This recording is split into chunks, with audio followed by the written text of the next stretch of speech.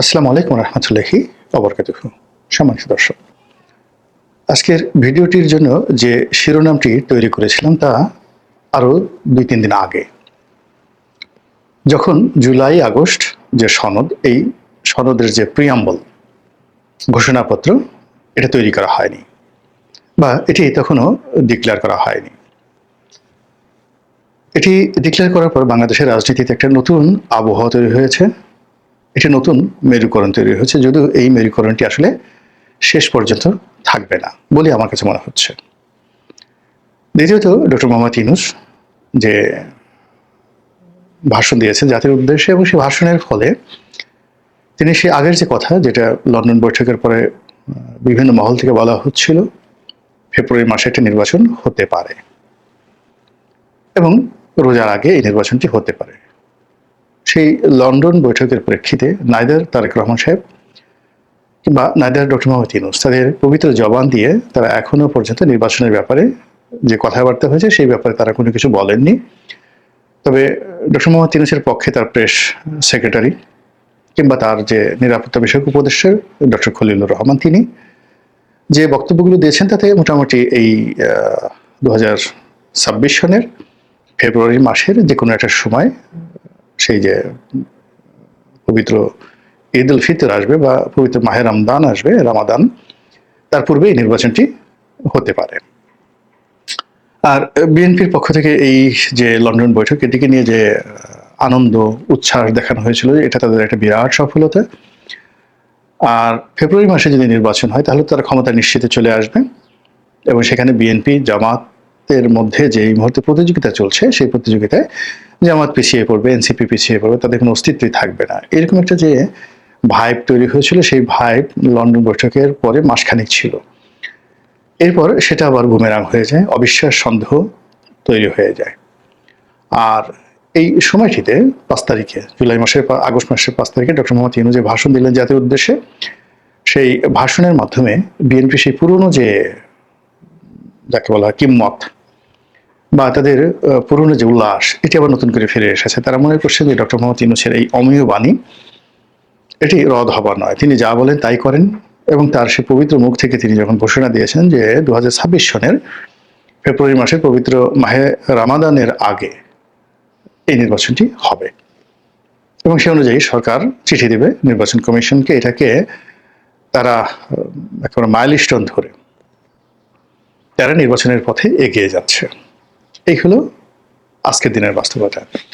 তো আগে যেটা বলছিলাম যে নির্বাচনের আগে বিএনপি সম্পর্কে একটি ন্যারেটিভ তৈরি করা হচ্ছে। তো সেই ন্যারেটিভে যদি নির্বাচন হয়, সেক্ষেত্রে বিএনপি যেন ভালো করতে না পারে, আর বিএনপি যদি নির্বাচনে ভালো করতে পারে, সেক্ষেত্রে যেন একটা সমস্যা তৈরি হয় কতগুলো বিষয় নিয়ে, বা দেখা গেল নির্বাচনের পথে যেন একটা বড় প্রতিবন্ধকতা তৈরি হয়।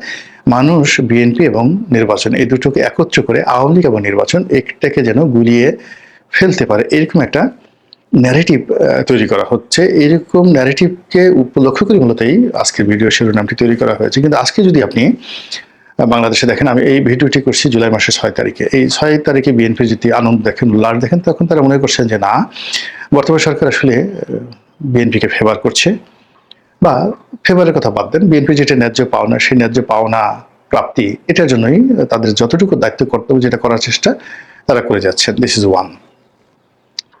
সেকেন্ড থিং হলো যে বিএনপির এই যেহেতু একটা ঘোষণা পেয়েছে, তাদের বিজয় নিশ্চিত। তো কাজেই আমি যে ন্যারেটিভটি 3-4 দিন আগে তৈরি করেছিলাম এই নির্বাচন সম্পর্কে, বিএনপি সম্পর্কে, আর এই যে ডক্টর মোহাম্মদ ইউনূসের ঘোষণা এবং বিএনপির যে নতুন উচ্ছ্বাস, তাতে আমার কাছে মনে হচ্ছে যে আমার যে আজকের শিরোনামটি, এটা হয়তো 6-7 দিন পরে আবার নতুন করে আপনাকে ভাবতে হবে, করতে হবে। কিন্তু আমি এটাকে আমার যে সিদ্ধান্ত থেকে আমি ফিরে আসছি না। অর্থাৎ আমি মনে করছি যে সরকারের যে অংশটি বিএনপির বিরুদ্ধে একটা ন্যারেটিভ তৈরি করার জন্য, বিএনপিকে কালার আউট করার জন্য যে তারা প্রকল্প চালু করেছিল, সেই প্রকল্পটি বন্ধ হয়ে যায়নি এবং যাবেও না। নির্বাচনের তারিখ ঘোষণা করা এই মুহূর্তে তাদের জন্য খুব জরুরি এবং সেই কাজটি তারা করে দিয়েছে। কিন্তু তাদের অন্যান্য যে প্রকল্পগুলো, সেগুলো রীতিমতো চালু রয়েছে। আপনারা দেখেছেন যে এই জুলাই আগস্ট বিপ্লবের যে অনুষ্ঠানটি করা হলো 36শে জুলাই বা 5ই আগস্ট তারিখে, এই তারিখে এনসিপি যারা কর্তা ব্যক্তি, যারা এই জুলাই বিপ্লবের অগ্রগামী সৈনিক হিসেবে, প্রধান স্টেক হোল্ডার হিসেবে নিজেদেরকে দাবি করেন, তারা অভিমান করে কক্সবাজারে চলে গেছেন এবং সেখানে গিয়ে পিটার ডি হাসের সঙ্গে দেখা করেছেন বলে বিরাট রকম অভিযোগ আসছে এবং নানা রকম লঙ্কা কাণ্ড কিন্তু ঘটে যাচ্ছে। অন্যদিকে যেটা হচ্ছে সেটা হলো বিএনপি এখানে গেছে, জামাত গেছে, অন্যান্য ছোট ছোট রাজনৈতিক দল গেছে। তো এখানে জামাত স্পষ্টত ভাবে তারা বলেছে যে জুলাই যে ঘোষণাপত্র দেওয়া হয়েছে, এই ঘোষণাপত্রে তারা হতাশ, বিক্ষুব্ধ। এবং সেই বিক্ষুব্ধতার মূল কারণ হলো যে রাতে যে নির্বাচনের তারিখ বা নির্বাচনের যে ডেডলাইন ঘোষণা করা হয়েছে, এটা সঙ্গতি কারণে জামাত বিক্ষুব্ধ হবে, এটাই স্বাভাবিক। কিন্তু জামাতকে খেপিয়ে বিএনপির পক্ষে যে শতভাগ ডক্টর মোহাম্মদ ইউনূসের অবস্থান, যাকে বলা হয় স্থির এবং অবিচল থাকবে, এটা মনে করার কোনো কারণ নেই। এখানে একটা কজ, ঘটনা পরম্পরায় একটার পর একটা ঘটনা এমনভাবে ঘটতে থাকবে যেগুলো আলটিমেটলি ইউনূস সাহেব, জামাত এবং এনসিপির যে বন্ধুত্ব আলটিমেটলি সেখানে গিয়ে শেষ হবে। আর সময়ের প্রেক্ষাপটে বিভিন্ন ভয়ের কারণে, আতঙ্কের কারণে যে রসায়ন বিএনপি এবং সরকারের মধ্যে শুরু হয়েছে, সেই রসায়ন থাকবে না। এখানে বোঝার চেষ্টা করুন, প্রথম থেকে ডক্টর মোহাম্মদ ইউনূস এবং তার যারা সহযোগী রয়েছেন অত্যন্ত সুকৌশলে, এবং রাজনৈতিক অঙ্গনে যারা আওয়ামী লীগের বিরোধিতা করেছেন তারা সহ বিএনপি যারা এই মুহূর্তে বিরোধিতা করেছেন, সবাই বিএনপিকে পচানোর জন্য, বিএনপিকে যাকে বলা হয় কালিমা লিপ্ত করার জন্য যে সকল ন্যারেটিভ তারা শুরু করেছেন, তার মধ্যে এক নম্বর হলো শেখ হাসিনার বিচার করতে হবে। শেখ হাসিনার বিচারের মাধ্যমে মূলত তারেক রহমান সাহেবকে ভয় দেখানো হচ্ছে। শেখ হাসিনা বা আওয়ামী লীগের নিষিদ্ধের মাধ্যমে মূলত ছাত্রদল এবং বিএনপিকে ভয় দেখানো হচ্ছে। এই কাজটি যত বেশি করা হবে তত বেশি এটা বিস্তৃত হবে। যেমন ধরুন শেখ হাসিনা পালিয়ে গেছেন, এই কথাটা যত বেশি বলা হবে, পালিয়ে গেছেন, তত বেশি তারেক রহমান সাহেবকে ইন্ডিকেট করা হবে। এখন বিএনপির লোকজন যতই ওখানে বসে শেখ হাসিনাকে ফ্যাসিবাদ বলুক, ফ্যাসিবাদী বলুক, বা তিনি পালিয়ে গেছেন, এটা তার ঠিক হয়নি, এই কথা যতবার বলবেন ততবারই তারেক রহমান সাহেব যে লন্ডন আছেন এবং তিনি যে একটা বিশেষ মুহূর্তে বাংলাদেশ ছেড়ে চলে গেছেন, একটা বিশেষ মুহূর্তে তিনি রাজনীতি না করার জন্য অঙ্গীকার করেছেন, দস্তখত করেছেন 111 সরকারের কাছে, এই জিনিসগুলো বিএনপি মূলত নিজেদের মুখ দিয়ে নিজেরা উদ্গীরণ করছেন। অর্থাৎ আপনি যখন খাবার খাবেন, পোলাও কোরমা খাবেন, ওটা যখন বমি করে ফেলে দিতে হয়, এটা যখন আপনার কাছে খুবই একটা বিরক্তিকর। তদ্রুপ একইভাবে বিএনপি যারা নেতাকর্মী, যারা শেখ হাসিনাকে গালি দিচ্ছেন, বাংলাদেশ থেকে পালিয়ে যাওয়ার জন্য তাকে ভর্ৎসনা করছেন, তার আমলকে ফ্যাসিজম বলছেন, জুলুম অত্যাচারের সময় বলছেন, এটা কার্যত বিএনপির যে ক্ষমতাচ্যুতি, কারণ এখন আওয়ামী লীগ যেভাবে ক্ষমতাচ্যুত হয়েছে তার সাথে নির্মম এবং নিষ্ঠুরভাবে কিন্তু 2001 সনে বিএনপি যারা নেতা কর্মী রয়েছেন তারা নির্যাতিত হয়েছিলেন, এবং 111 সময় বিএনপির উপর যে স্টিম রোলার চালানো হয়েছিল, এটি তার 10 ভাগের 1 ভাগ কিন্তু এখন আওয়ামী লীগ জমানাতে হচ্ছে না। ফলে 2006, 2007, 8, 9, 10 থেকে শুরু করে কন্টিনিউয়াসলি যে জিনিসগুলো ক্রমাগতভাবে বেড়েছিল, বিএনপির একটা শাসন আমল ছিল 2001 থেকে 2006 অবধি।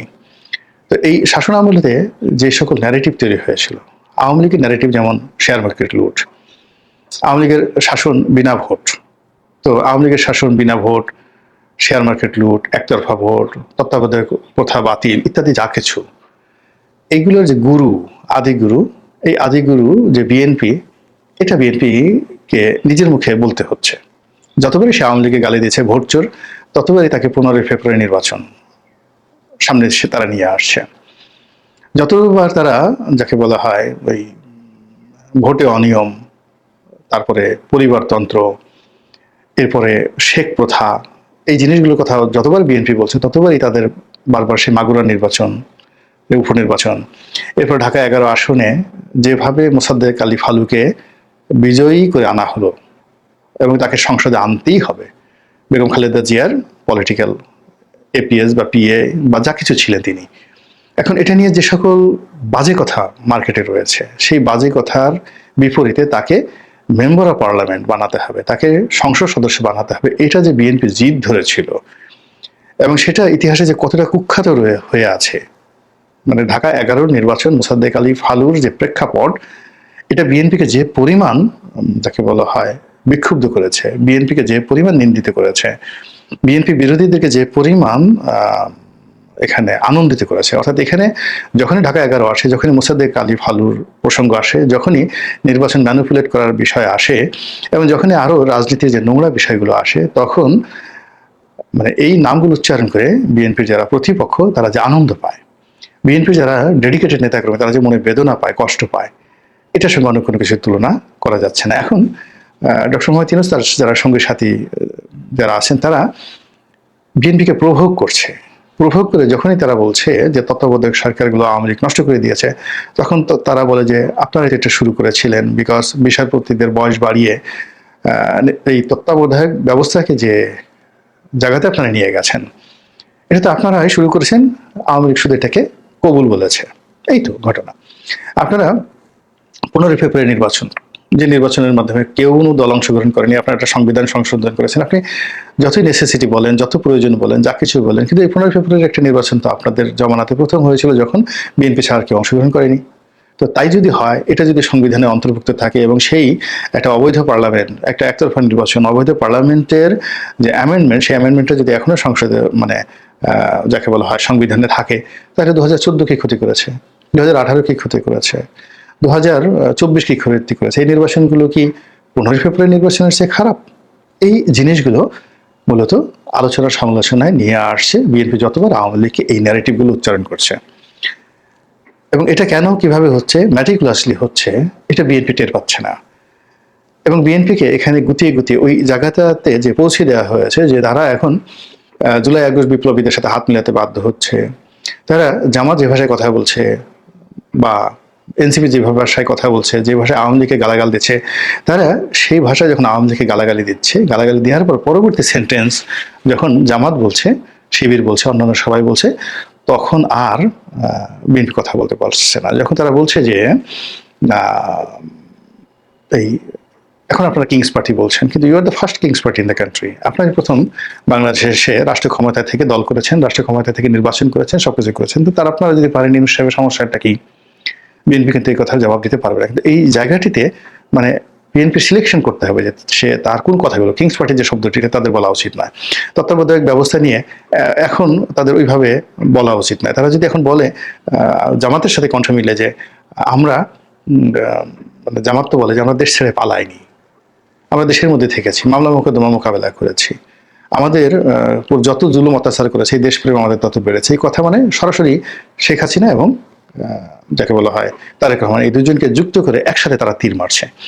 এই জিনিসগুলো আবার জামাতের এই কথার সাথে তাল মিলিয়ে যখন তারেক রহমান সাহেব বলছেন যে শেখ হাসিনা পালিয়ে গেছে, এখন তিনি নিজে আছেন লন্ডনে এবং এখন পর্যন্ত পরিবর্তিত পরিস্থিতিতে বাংলাদেশে তিনি আসছেন না, আর সেখানে সে তিনি যদি বলেন শেখ হাসিনা পালিয়ে গেছে, তো এটা আলটিমেটলি তাকে কতটা দুর্বল করে দেয়, এই জিনিসগুলো তিনি বুঝছেন। অর্থাৎ জামাতি narrative, NCP narrative, meticulous narrative, American যে ন্যারেটিভ, সেই ন্যারেটিভগুলো আর যা হোক না কেন, হান্ড্রেডস অফ এলিমেন্ট রয়েছে আওয়ামী লীগের ছোট করার, থাউজেন্ডস অফ এলিমেন্ট রয়েছে শেখ হাসিনাকে ছোট করার, হান্ড্রেডস অফ এলিমেন্ট রয়েছে জামাতের বিরুদ্ধে বলার, ইউনূসের বিরুদ্ধে বলার। কিন্তু সেখানে যখনই জামাত, এনসিপি এবং ইউনূস সাহেবের যে ন্যারেটিভগুলো, সেই ন্যারেটিভগুলো যখন ওন করছে, তখন বিএনপি একেবারে পলো গ্রাউন্ডে চলে যাচ্ছে, ডাউন গ্রাউন্ডে চলে যাচ্ছে, কুয়ার একেবারে নিচে চলে যাচ্ছে এবং ওখান থেকে উঠে আসা সম্ভব নয়। এবং এই কাজগুলো জামাত এবং অন্যান্য যারা খুব সুকৌশলী করছে, যে বিএনপির মুখ থেকে এই কথাগুলো বের হলে এখানে তাদের ডবল লাভ।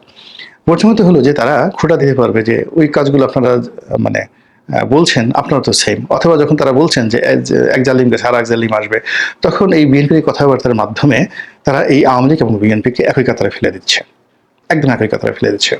যখন চাঁদাবাজির প্রসঙ্গ আসছে, দলবাজির প্রসঙ্গ আসছে, ভোট র্যাগিং এর প্রসঙ্গ আসছে, গণতন্ত্র হরণ করার প্রসঙ্গ আসছে, নানা রকম স্বৈরাচারী কর্মকাণ্ডের বিষয় আসছে, তখন বিএনপি বিরোধীরা তারা আওয়ামী লীগ এবং বিএনপিকে একই কাতারে আনতে চাওয়ার জন্য বা নিয়ে আসার জন্য তারা যে ন্যারেটিভগুলো তৈরি করছে খুব সুকৌশলে, এবং তারা যে ফাঁদ পাচ্ছে, সেই ফাঁদে বিএনপি নিজের অজান্তে কেন জড়াচ্ছে, কিভাবে জড়াচ্ছেন বলতে পারেন। এখানে মির্জা ফখরুল সাহেব, তারপরে সালাউদ্দিন সাহেব, তারা কিন্তু খুব সুকৌশলে এই জিনিসগুলো প্রথম থেকে অ্যাভয়েড করার চেষ্টা করেছেন। তাদেরকে বলা হচ্ছে যে এরা ইন্ডিয়ান রয়্যাল এজেন্ট, কিন্তু আমি যতটুকু ব্যক্তিগতভাবে মনে করি দে আর রাইট। তারা জামাত এবং এনসিপির যে ফাঁদ, ডক্টর মোহাম্মদ ইউনূসের ফাঁদ, সেই ফাঁদে পা না দিয়ে তারা ভিন্ন আঙ্গিকে সরকারের সমালোচনা করছিলেন। কিন্তু বিএনপির কিছু তরুণ তুর্কি আছে, কিছু বক্তব্য রয়েছেন এবং ইনক্লুডিং জনাব তারেক রহমান সাহেব আছেন, আমার কেন জানি মনে হচ্ছে তারা সরকারের ফাঁদে, জামাতের ফাঁদে বারবার শুধু পড়ে যাচ্ছেন। এবং এই ফাঁদে পড়ে আলটিমেটলি তারা যে জায়গাতে আজকের অবস্থানে পৌঁছে গেছেন, সেই পৌঁছানোর ফলে আগামীতে একটা সুষ্ঠু নির্বাচন হবে, জনগণ ভোট দেবে এবং স্বতঃস্ফূর্ত ভোটে তারা আসবেন এবং 5 বছর সুন্দরভাবে ধারাবাহিকভাবে ক্ষমতায় থাকবেন, কাজকর্ম করবেন। যত সহজ সরল চিন্তা তারা করছেন, আমার কাছে সেই সহজ সরল মনে হচ্ছে না। আমার কাছে মনে হচ্ছে যদি নির্বাচন অন্যান্য ছোট ছোট দলগুলো আসে, এটি একটা কার্বন কপি হবে, জাস্ট লাইক 2018 সনের একটা নির্বাচন। এবং ওখানে নাসিরউদ্দিন পাটোয়ারি সাহেব যে কথা বলেছেন 50 থেকে 100টা সিট বিএনপি পেতে পারে, মানে বিএনপিকে দেওয়া হতে পারে। আপনি বোঝার চেষ্টা করেন। এই জিনিসগুলো দেখবেন যে ঠিক 15 দিন পরেই, আজ থেকে 15 দিন পরেই এই জিনিসগুলো আপনি মিলাতে পারবেন যে নাসিরউদ্দিন পাটোয়ারির কথা কতটা সিস্টেমেটিক, কতটা যাকে বলা হয় ম্যাথমেটিক্যাল টার্ম, এবং তিনি হিসাব কষে কষে কথাগুলো বলেছেন, এটা বুঝতে পারবেন 8 থেকে 15 দিন পরে। তো এই যে জিনিসগুলো করা হচ্ছে, সে তার ফলে বিএনপির যে এখনকার আবেগ, যে উচ্ছ্বাস, এটা থাকবে না। এবং জামাত এবং সরকার তাদের বিরুদ্ধে যে সকল ন্যারেটিভ ইতিমধ্যে দাঁড় করেছে, সেই ন্যারেটিভগুলো আলটিমেটলি চূড়ান্ত পরিণতির দিকে যাচ্ছে বলে আমি মনে করি। মহান আল্লাহ আমাদের সবাইকে হেদায়েত দান করুন।